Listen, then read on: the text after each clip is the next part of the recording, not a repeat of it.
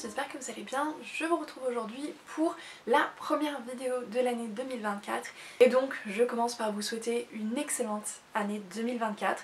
Je vous souhaite de laisser tout ce qui ne vous a pas plu, tout ce qui a été difficile, tout ce qui a été compliqué en 2023 derrière vous. Et de vous concentrer sur l'année 2024, sur toutes les choses positives qui peuvent vous arriver dans cette année. On va partir du principe que en 2024, il va nous arriver plein de belles choses. J'insiste en priorité sur la santé, parce que sans la santé, tout est plus compliqué, donc on se concentre tout d'abord sur la santé. Et ensuite, sur de belles lectures, voyons. Quoi d'autre sur cette chaîne ? Non, je vous souhaite vraiment plein de bonnes choses dans tous les domaines. Surtout, en fait, je vous souhaite de vous épanouir dans ce que vous voulez, tout simplement. Et donc pour cette première vidéo, en plus donc, de vous souhaiter une bonne année, que j'espère que l'on passera ensemble, je voulais aussi faire très rapidement un bilan de l'année 2023 et parler des objectifs de 2024. Ça va être très rapide parce qu'on a déjà fait un point ensemble en septembre, mais voilà, 1er janvier oblige, nouvelle année, on a envie de faire un point. J'aime bien faire un point de temps en temps, régulièrement, ça me permet de me rendre compte si mes objectifs sont réalistes, réalisables, ou s'il faut que je les ajuste, donc c'est ce qu'on fait ici.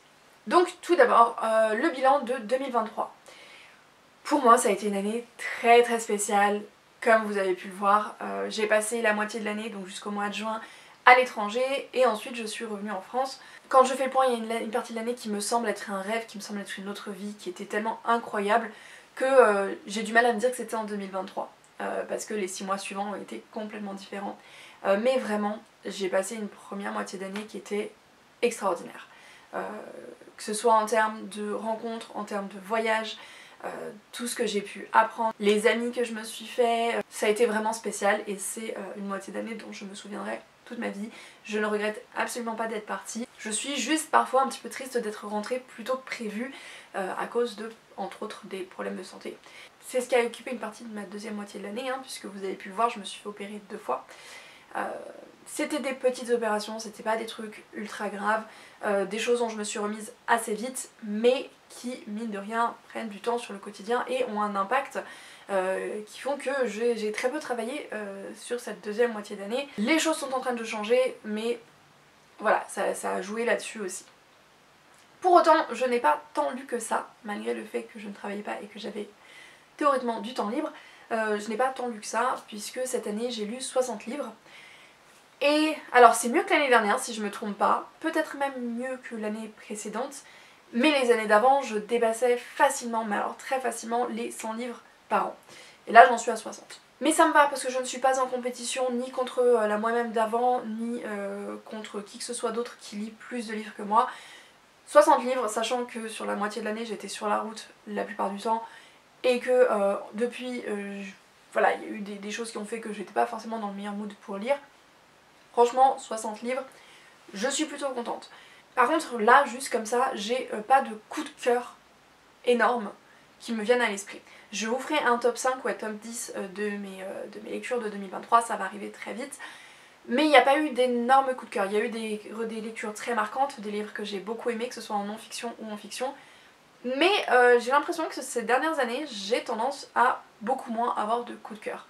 Vraiment, pendant un temps, j'avais peut-être 2 coups de cœur par mois. Là, si j'en ai 2 par an, c'est déjà pas mal. Donc, pour moi, ça représente une évolution de ma vie de lectrice. Je lis moins de livres, j'ai moins de coups de cœur, et je pense que c'est aussi parce que je suis plus critique. Par contre, j'ai beaucoup moins de déceptions, parce que je connais aussi beaucoup mieux mes goûts. Donc j'évite facilement les livres que je sais que je ne vais pas aimer. Un autre constat de 2023, c'est que j'ai écouté beaucoup plus de livres audio. Donc ça s'explique par le fait que, comme je le disais, j'étais sur la route, donc que ce soit dans l'avion ou dans les bus de nuit ou pendant les road trips, etc.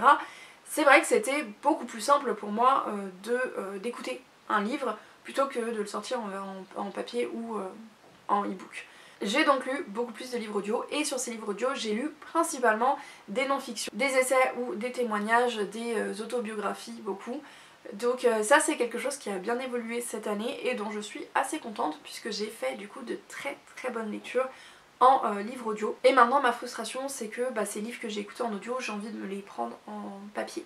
Voilà, le risque en fait avec moi pour le livre audio c'est que je le lis, enfin je l'écoute, et ensuite j'ai envie de le relire en papier pour pouvoir l'annoter. Donc voilà, mais c'est pas grave. Mais donc voilà, je suis quand même contente d'avoir lu plus de livres audio en 2023. Je n'ai pas les chiffres, je ne pourrais pas vous dire sur les 60 livres combien étaient des livres audio parce que je sais que j'ai lu 60 livres parce que Goodreads me le dit.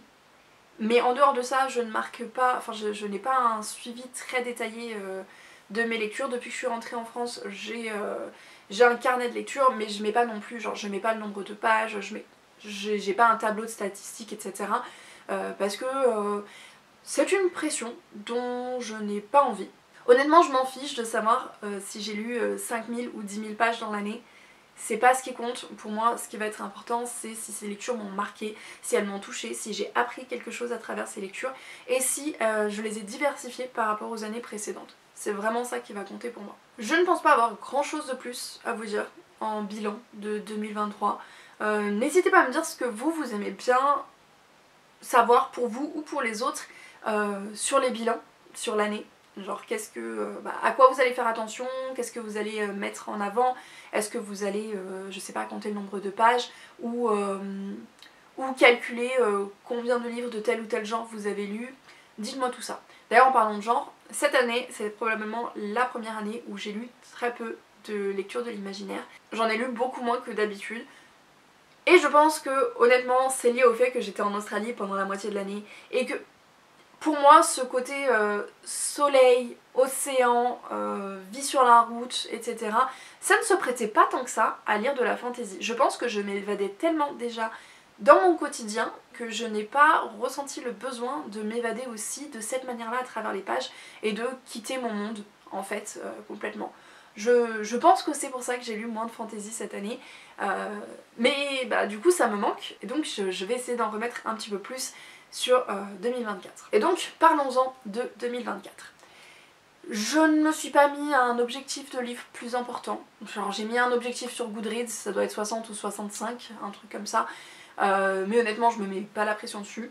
Idéalement j'aimerais bien lire autant de livres que l'année dernière. J'aimerais continuer de lire des livres audio, mais j'aimerais aussi et surtout retrouver ma bibliothèque papier pour pouvoir à nouveau lire mes livres papier qui m'attendent depuis très longtemps. Mais ça devra attendre puisque j'aimerais déménager en avril, mais ce n'est pas acté encore, donc il peut y avoir des changements. Je ne peux pas m'avancer trop et dire en avril je déballe mes cartons. Je n'en sais rien, ça peut changer, ça peut être plus tard, ça peut être plus tôt. Plus tôt ça m'étonnerait, mais ça peut être plus tard, donc je m'avance pas trop. Mais voilà, cette année en objectif, j'aimerais retrouver mes livres papier. Et au passage, j'aimerais me lancer un petit challenge personnel sur cette année 2024, c'est de lire les reliques de Mappal, parce qu'il y a des livres qui sont là depuis genre 20 ans. Ça devient ridicule. Voilà. C'est soit je m'en débarrasse, soit je les lis, mais cette année. Le truc c'est qu'à chaque fois je me dis, ben non j'ai pas envie de m'en débarrasser parce que j'ai envie de les lire, mais je les lis pas. Donc cette année, vraiment, je lis les reliques de Mappal. Et j'aimerais avancer ou finir des sagas. J'ai beaucoup de sagas en cours, j'ai aussi beaucoup de sagas dans ma pile à lire que je n'ai pas commencé et dont j'ai parfois plusieurs tomes. Je pense au Banni et au Proscrit, dont j'ai 4 tomes si je me trompe pas, et je n'ai pas encore commencé le premier. Donc clairement ça doit changer. Voilà, j'ai des petites habitudes de lectrice comme ça qu'il faut que je change et que j'intègre dans ma routine et dans mes objectifs de 2024. Donc voilà mes objectifs de lecture, il n'y en a pas plus que ça. J'aimerais bien toujours lire plus de non-fiction, lire plus de témoignages, d'autobiographies, d'essais, de lire plus diversifié. J'aimerais lire des livres d'auteurs et d'autrices qui viennent d'autres pays. J'aimerais lire plus de livres aussi sur l'histoire de l'Algérie. J'aimerais lire plus d'auteurs algériens. Qu'est-ce que je voudrais d'autre? Je pense que c'est déjà pas mal. On est sur de la diversité dans tous les sens du terme au niveau de lecture dans mes objectifs de 2024. Pour la chaîne, eh ben je vous ai déjà dit en septembre ce que je voulais faire, donc nouvelle identité visuelle, vous commencez à vous habituer, ça fait un petit moment. Je change mes bannières à chaque saison, j'aime bien ce côté... j'ai besoin de renouveau, donc voilà, j'aime changer mes bannières au fil des saisons. Pareil pour mes intros, etc. Donc ça, vous le savez déjà. Pour cette année 2024, j'aimerais bien vraiment continuer de m'investir dans la chaîne, vous présenter un contenu toujours plus intéressant, plus divers aussi. J'aimerais prendre plus de temps pour faire des recherches, faire des vidéos un peu plus travaillées. Ça, voilà, ça va se faire petit à petit, ça va pas être une vidéo ultra travaillée toutes les semaines.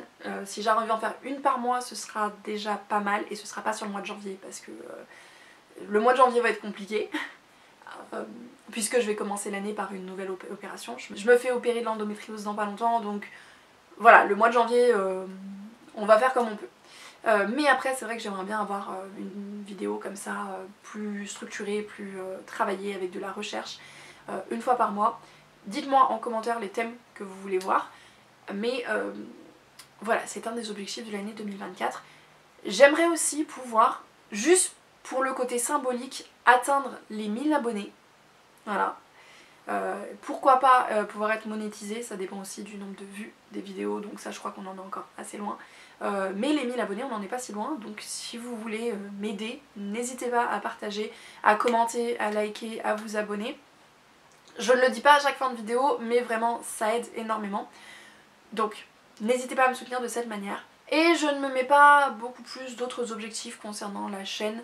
Parce que j'ai pas envie de me mettre la pression, parce que j'ai envie aussi que ces objectifs restent réalistes et qu'ils le soient suffisamment pour que je n'ai pas besoin de me mettre la pression ou de me forcer à faire du contenu sur la chaîne, puisque vraiment mon but c'est de continuer à ne faire du contenu que quand j'ai envie de faire du contenu, et si je le sens pas, si ça me plaît pas, je ne le fais pas. Voilà. Parce que vous le sentirez aussi, et ça a aucun intérêt ni pour vous ni pour moi. Vraiment, je suis là pour partager autour des livres, autour de ce que j'aime, autour de séries aussi de temps en temps. Bref, je suis là pour partager, et si je n'en ai pas envie, que ça vient pas du cœur, ça n'a pas d'intérêt. Donc, je crois que j'ai assez parlé. Je pense que j'ai fait le tour de l'année 2023 et de ce que j'attends de l'année 2024. Donc n'hésitez pas à me dire si vous vous êtes fixé des objectifs, que ce soit en termes de lecture ou pour vos réseaux sociaux ou pour votre quotidien, pour votre vie personnelle.